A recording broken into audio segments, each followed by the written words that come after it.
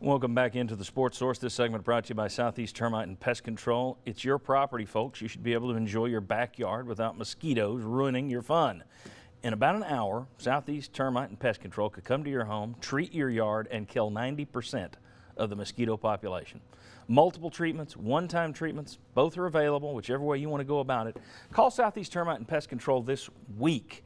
They can help you eradicate the mosquito problem in your yard. Okay.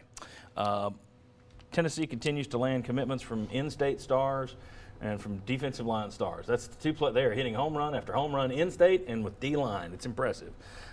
They gained more this week.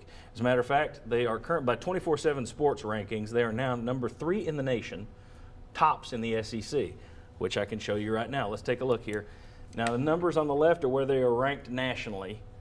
And then the number on the right is how many commitments they have right now. So look over there at the left. You got top 35, Mississippi State, South Carolina, Vandy, Kentucky, A&M, LSU, and Tennessee.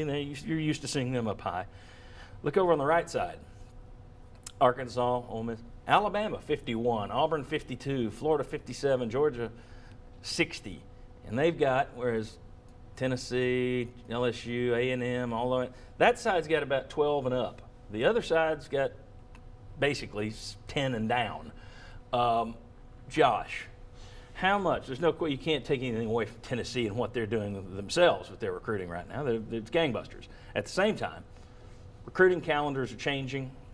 How much do you think these schools are playing with their strategies a little bit? How much, when you look at, I don't think any of us expect Alabama to sit there at number 51 when February rolls around. So my question is, how much of this is based on other schools struggling right now? How much of this do you think is Tennessee's grabbing commitments early? These other schools aren't. They're taking their time. They're going to swoop in later. How much of it is strategy? Yeah, bold call here as we're in early July. I think Alabama and Florida and Georgia are going to go way up by the time we get to February next year. Yeah, I think it's a big deal. I think a lot of people, media, recruits, and coaches are all trying to figure out how to play this calendar this year with a December signing period as well as February, and the numbers back that up. I think when you look at see where some of the big schools are and some of the schools they're behind right now, but Tennessee is also doing a really good job. It's taking a different approach. It's taken a lot of commitments for the 2018 class, but so is LSU, and Tennessee's ahead of LSU. And as John mentioned, I think being in a great position in state and doing a good job up front. You want to hold on to the quarterbacks as well. You have a season to play out, so a lot can change. But at this point, I think Tennessee, its staff, the staff that Butch Jones has put together, is a really good recruiting staff, and I think that's why Tennessee's in a really good position. Brady Hoke, who everyone expected to do well, has done well. Walt Wells, who people had some questions about, he's doing real well too in terms of the recruiting front. He's been a 5-star recruiter. There you go. Yeah.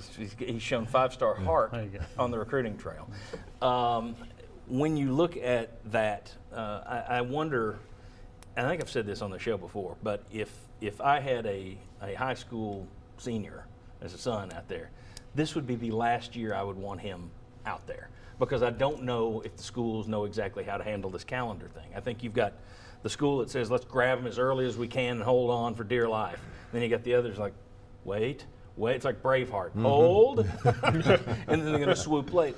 I think that you've got a lot of people trying to figure out what's happening here, and I think, Jimmy, your thoughts on that in terms of this being an unusual year because people are kind of learning. Well, it is, and I'm with Josh. Like, some of those that are ranked in the 50s are going to ascend into the top 20. But what I think is going to be interesting, Tennessee's already had a couple of decommits. There'll be some more along the way. There'll be decommits at other programs, but I do think some people are soft-pedaling a little bit, and I think others like LSU and Tennessee are out there getting people, and those are the ones, I think they'll sign a bunch of them in December. Those schools will. I don't know that a lot of your 4 and 5 stars that typically are recruited by Alabama, a lot of times they wait. And you know what? You'll wait on them. You're not going to say no to a 5-star on January 15th. And that's when you hope you can hold on to somebody for 6-7 months. If you're taking the commitments now and you're going to have to wait till February, and that's where the new calendar doesn't provide you anything if you can't get them to ink early. All right, guys, thank you very much. When we come back, we're going to talk a little bit about Tennessee basketball.